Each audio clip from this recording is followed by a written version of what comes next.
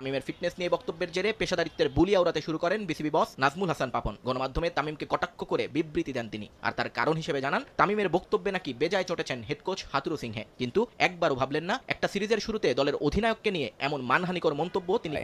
আজকে আচমকাই হঠাৎ করে আন্তর্জাতিক ক্রিকেট থেকে অবসরের ঘোষণা দিয়েছেন তামিম ইকবাল।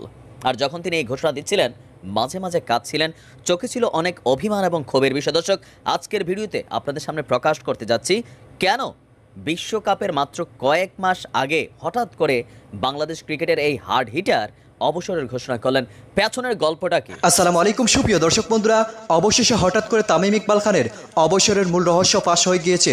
দর্শক বন্ধুরা, আপনারা সকলে জানেন তামিম ইকবাল খান অবসর নেওয়ার পর এখন সারা দেশে ব্যাপক আলোচনার জন্ম দিয়েছে এবং সেই সাথে তামিম ইকবাল খান অবসর নেওয়ার পর তার এমন সিদ্ধান্তকে অনেক প্রশ্ন জন্ম দিয়েছে।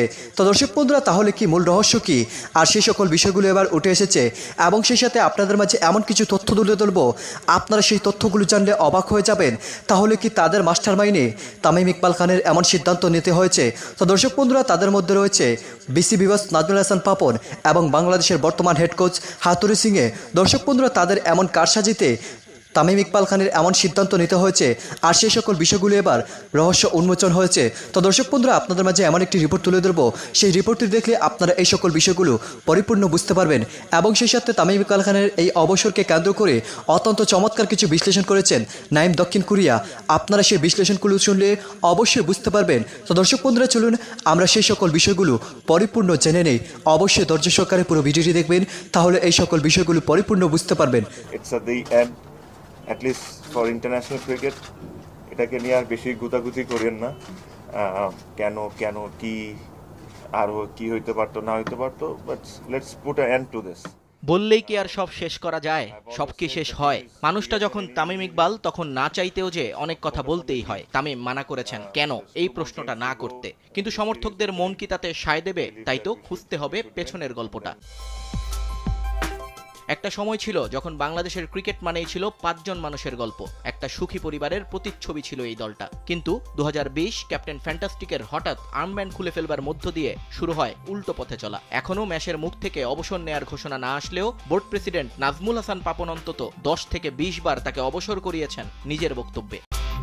এরপর নাটকটা মঞ্চস্থ হয় মাহমুদুল্লাহ রিয়াদকে নিয়ে। টেস্ট থেকে সরে দাঁড়িয়ে সতীর্থদের গার্ড অব অনার পেয়েছিলেন সাইলেন্ট কিলার, কিন্তু বোর্ড প্রেসিডেন্টের রোশানল থেকে মুক্তি পাননি তিনিও। গণমাধ্যমে রিয়াদকে নিয়েও বিষোদ্গার করতে ছাড়েননি পাপন। মুশফিক অবশ্য কোনো সুযোগ দেয়নি বোর্ডকে। নানা সময়ে পারফরমেন্স নিয়ে বোর্ড প্রধান এবং পরিচালকদের কটু কথা মানতে না পেরে ফেসবুকে স্ট্যাটাস দিয়েই সরে যান পকেট ডায়নামো।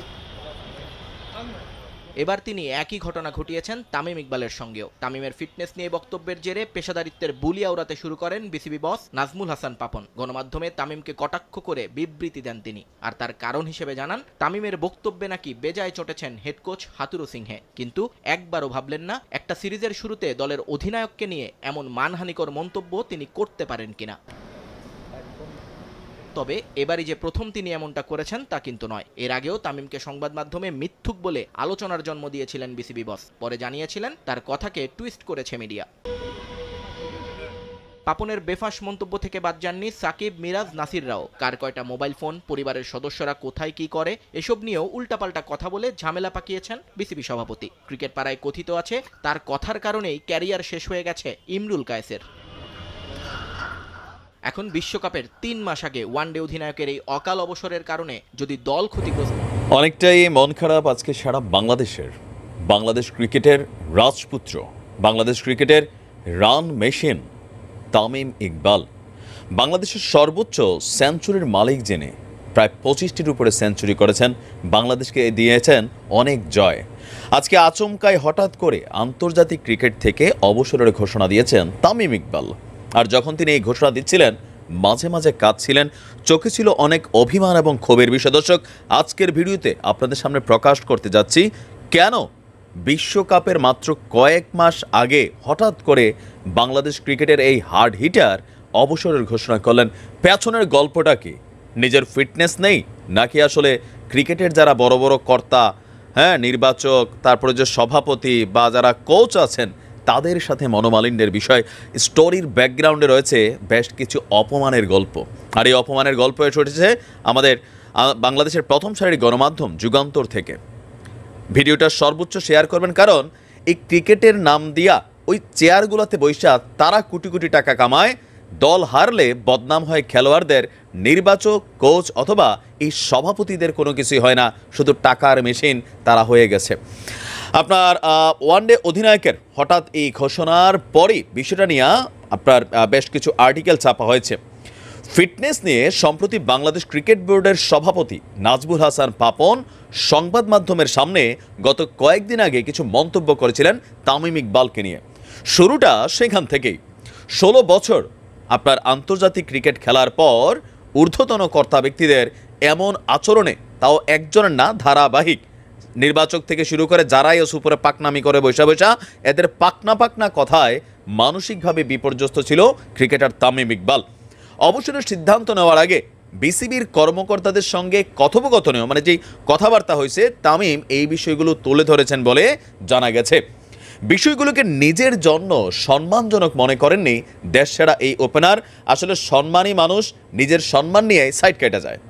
এছাড়া কড়া হেডমাস্টার হিসাবে খ্যাত জাতীয় দলের প্রধান কোচ চন্ডুকা হাতুরি সিংহের ব্যাপারেও তামিম ইকবালের অনেকটাই ক্ষোভ ছিল।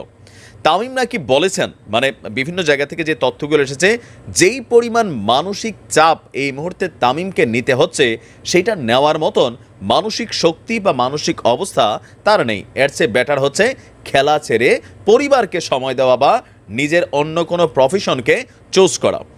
সংবাদ সম্মেলনে তামিম জানিয়েছেন, অবসরের সিদ্ধান্তটা হুট করে নয়। তার মানে ক্ষোভটা দীর্ঘদিন ধরেই একটু একটু করে জমছিল।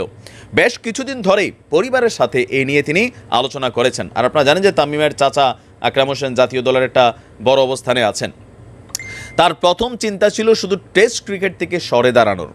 অক্টোবর নভেম্বরে ভারতে অনুষ্ঠেয় বিশ্বকাপ পর্যন্ত ওয়ানডে খেলতে চেয়েছেন, কিন্তু সেটা আর হলো না, দুর্ভাগ্য বাংলাদেশের জন্য। এর আগেই আপনার গত বছরের 22 জুলাই আপনারা জানেন যে আন্তর্জাতিক টি-20 ক্রিকেট থেকে আচমকাই অবসর নিয়েছিলেন তামিম ইকবাল। আর তামিম ইকবালের যদি আমরা একটা ক্যারিয়ারটা দেখি, তামিম ইকবাল বাংলাদেশের হয়ে টেস্ট, ওয়ানডে এবং টি-20 মিলে 389টি খেলাতে অংশগ্রহণ করেছিলেন। ব্যাট হাতে বাংলাদেশের হয়ে সবচেয়ে বেশি 25টি সেঞ্চুরি আর 94টি 50-র সাহায্যে দেশের হয়ে সর্বোচ্চ 15,205 রান করেছিলেন এই হার্ড হিটার ব্যাটসম্যান তামিম।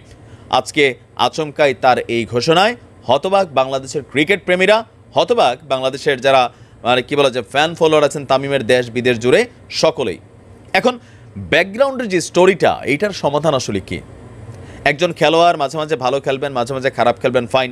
তাকে যদি মনে হয় যে কোনো পরামর্শ দেওয়ার দরকার, এটা নিশ্চয়ই তামিমের মতন খেলোয়াড়দেরকে ডেকে নিয়ে পার্সোনালি অথবা বোর্ডের মাধ্যমে যে কোচ টোচ আছেন তারা সিস্টেমে কথা বলবেন। গণমাধ্যমের সামনে এসে যারা আপনার এই ধরনের অ্যাক্টিভিটিস দেখায় তাদের আসলে কি হবে? তামিমরা আসবে যাবে, কিন্তু পাপনরা চেয়ারে বসে থাকবে। এখানে আর বিকল্প কোনো জায়গা তৈরি হয় না।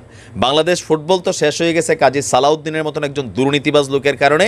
আর বাংলাদেশ ক্রিকেটেও আমাদের পাপন সাহেব যথেষ্ট এফোর্ট দিলেও অনেক কিছুতেই ওনার অব্যবস্থাপনা, আমাদের যেই নির্বাচক দল আছেন, টিম আছেন, সেইখানের অব্যবস্থাপনা, এই ধরনের ক্ষোভ কিন্তু মাঝে মাঝে আমাদের ক্রিকেটারদের মধ্যে আমরা দেখতে পাই যে বেতন ভাতা টাতা এই সেই নানান ইস্যু নিয়ে এগুলা কিন্তু সামনে আসে। যাই হোক, তারপরেও তামিম ভাই অ্যাজ এ বীর হিসাবে আপনি আমাদের কাছ থেকে বিদায় নিয়েছেন। ভালোবাসার জায়গাটা আপনার জন্য আগের মতোই থাকবে, দোয়া করি।